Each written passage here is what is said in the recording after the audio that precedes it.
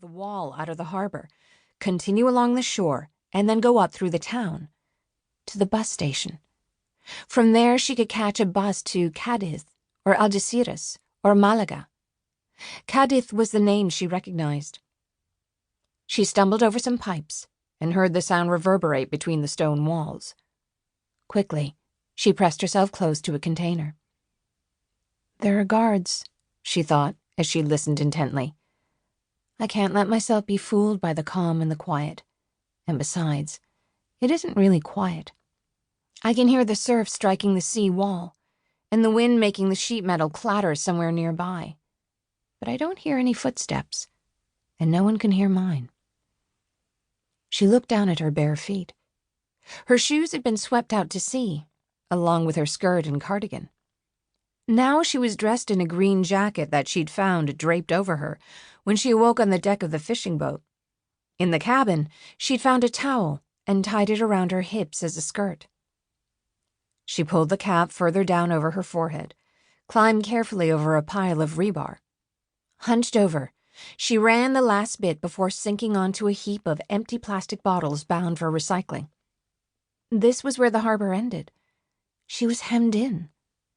In one direction was the high wall, in front of her a stone grate 2 meters high, and beyond that, more harbor warehouses.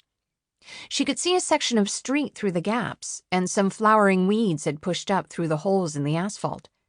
In the distance, the ruin of a huge fortress loomed like a stone skeleton against the sky. Her eyes hurt.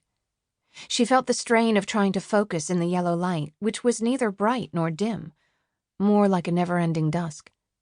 If she closed her eyes, she would plunge into emptiness. It had been a long time since she'd slept a whole night through. She got onto her knees and paused. That was something she'd learned in the past few months, to look all around, take notice of everything, and carefully plan her route. Then she heard the sound, a vehicle approaching inside the harbor area. She flattened herself against the ground and held her breath. The beams of the headlamp struck the wall right next to her feet. Bottles and other rubbish glinted in the light. That was when she caught a glimpse of the stairs leading up over the wall, white steps carved into the stone only a few meters away.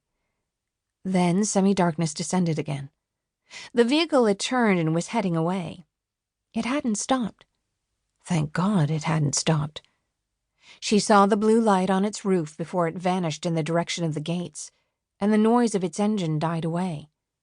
A police car. She raced up the stone steps and scrambled over the wall. To her surprise, she landed on something soft. So far, everything she'd encountered in this country had been hard. Asphalt, stone, and iron pipes. But now she had soft sand underfoot, and it was like being caressed by the ground. An umbrella lay overturned on the beach. Just for a moment, she thought, I'll take shelter. I'll rest here for only one breath of God's eternity. She picked up a fistful of the fine sand and let it run through her fingers, tilted her head back and looked straight up at the black sky. The wind blew into her face and tore off her cap. When is this wind going to stop? She thought. When will the wind subside and the sea grow calm? She stood up again and realized that her leg would no longer support her.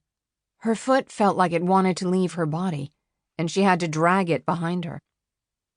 Crouching down, she continued along another low wall that kept the sand from drifting across the road and turning the town into a desert. Sharp weeds cut her feet.